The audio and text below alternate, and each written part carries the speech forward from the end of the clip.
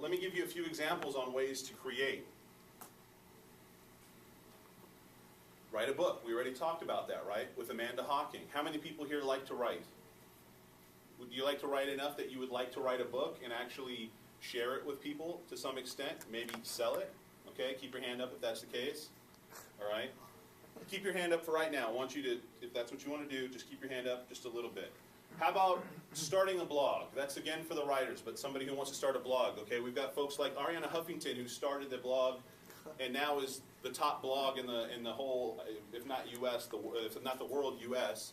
Obviously sold for $315 million recently as a company, but it's one of the most popular.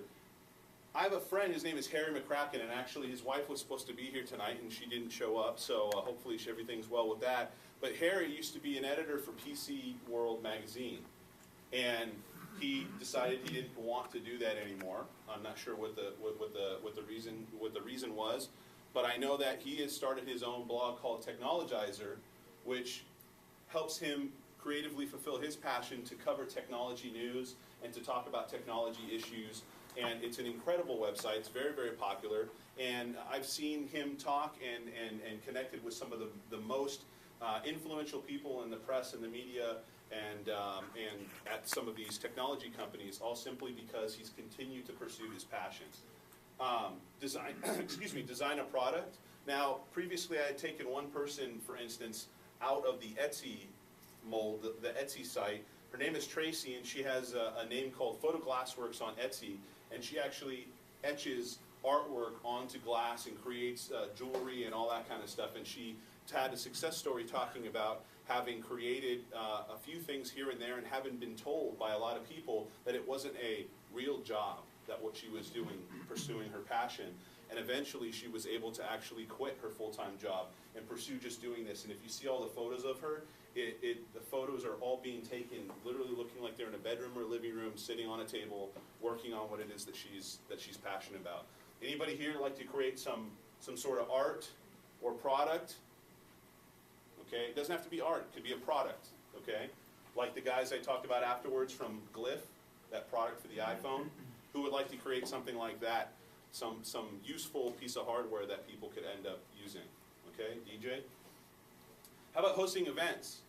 So hosting events, you can actually, I saw the hand creep up. Is that what you want to do? Yeah. Is that what you want to do? Yeah, I thought we were waiting for you to describe it. No, that's good. What kind of events do you want to host?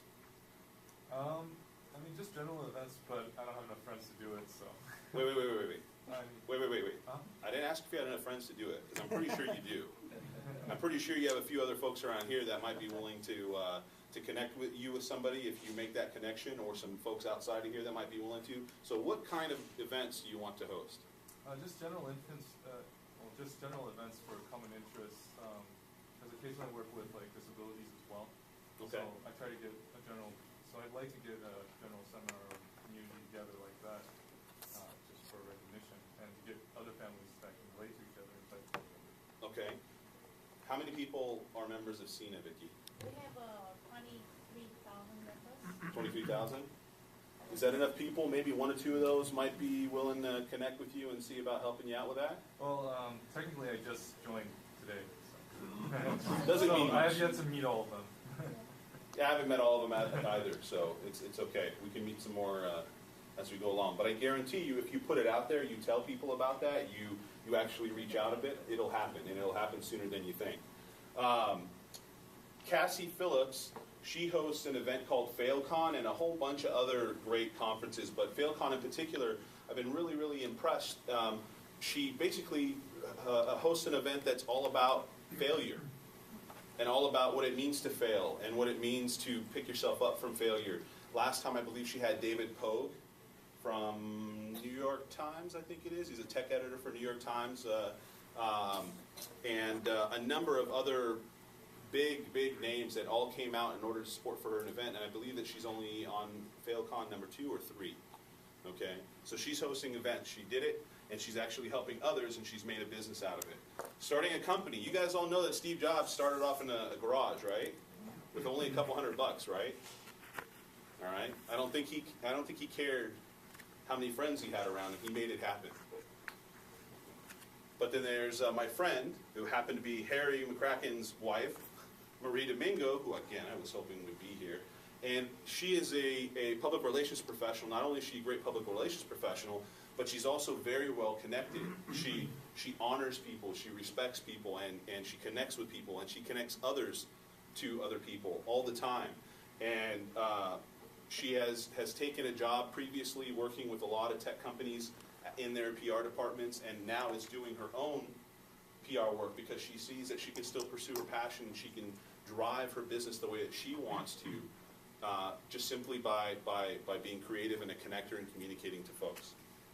Code and application. Mark Zuckerberg, Facebook. How many people have a Facebook account? There's people still that were slowly, they didn't want to, they said, I like MySpace better. Is that what it was?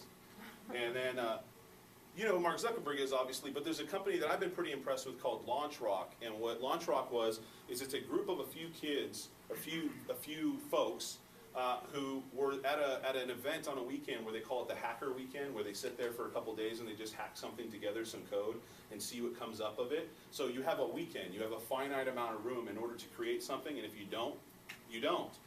And they worked hard on creating a product within 48 hours. After that 48 hours, they released it to the public, incomplete. It could be used, but it was incomplete.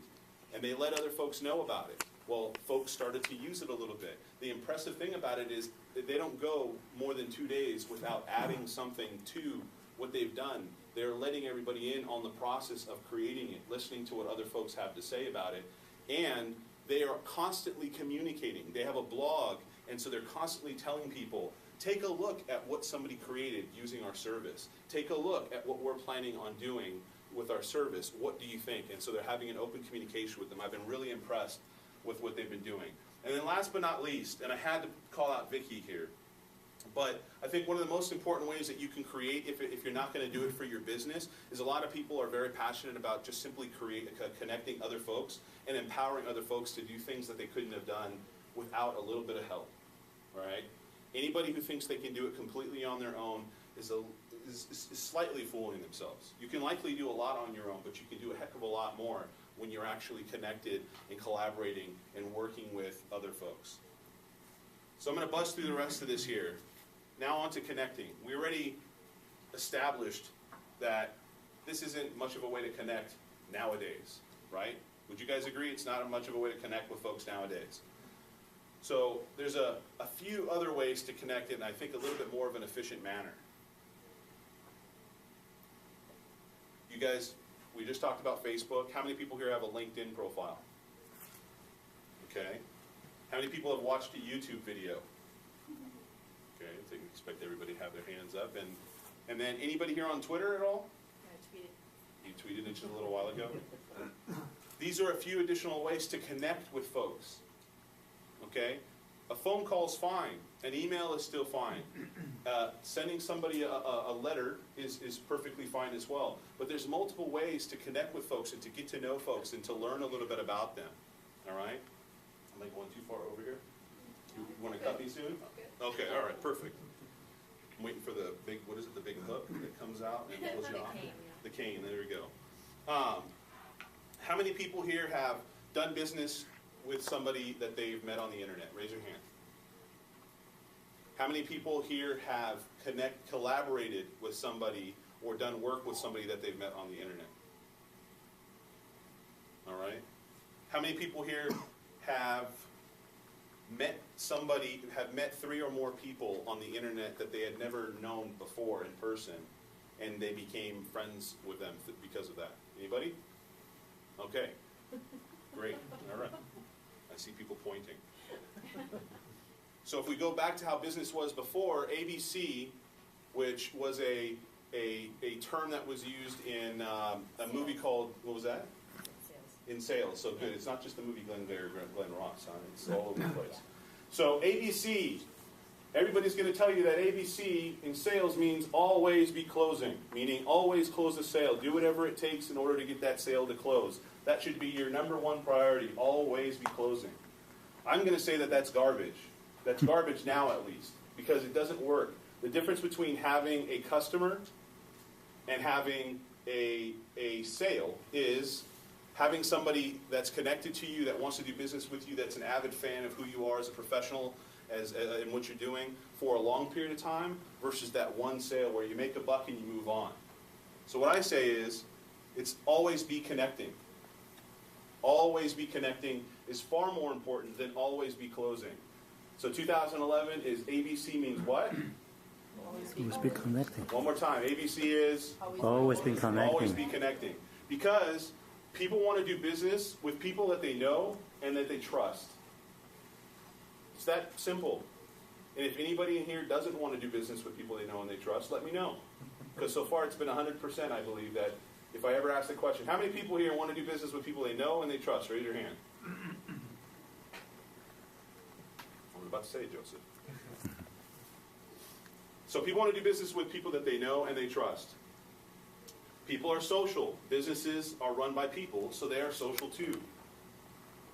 All right? People are social. Businesses are not just robotic entities. It's not just a building. There are people in those businesses. So therefore, businesses have the capacity to be social.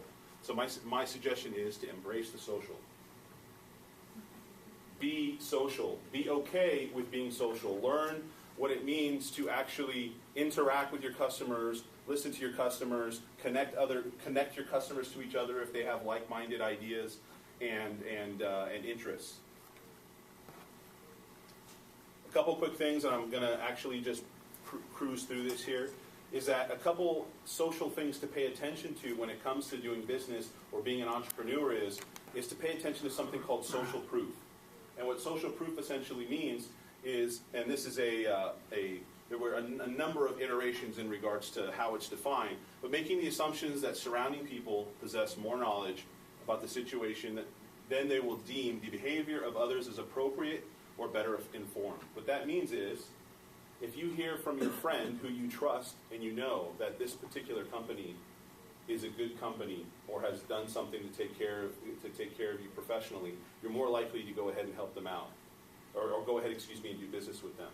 If you go and you hear via something like Amazon or Yelp or your local chamber that a ton of folks are using this particular service and give it high praise, then people are more likely to use that service or business. That's called social proof. There's proof, you at least feel that there is proof through the praise and the good words of the folks that you know and trust, or even some that you don't know and trust.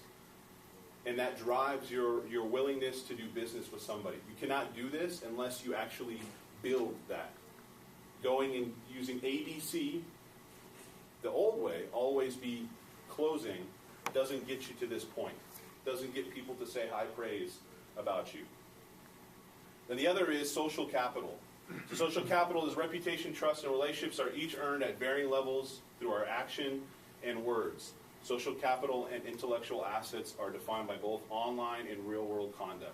What I basically mean by that is that there is almost like a currency that you build up through having positive interactions with people. And that currency turns into, for instance, when you collaborate with somebody, when you work with somebody else and help support their effort, you in a way build up a social currency, a social capital with them, all right? And there's a time and a place that you might need a little bit of help from them, or you might need them to help another friend or help support somebody else that you know as well. So